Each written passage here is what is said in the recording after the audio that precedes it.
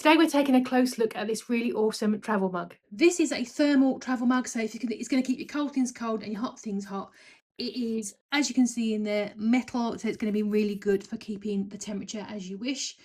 It's got the nice plastic lid which screws in really nicely. On the bottom, this is a bit unusual. You've got this rubber pad which you can remove, and this is going to give you some sort of grip when you put it down. It's not going to slide around. You can obviously have it without it, and this will fit really good in your car or your gym machine if you want to take it to the gym. Those little slots you get, but that's going to go in there to help with making it a little bit tighter if you do that, and also giving that little bit of resistance. It's got that tension on there when you pop it in.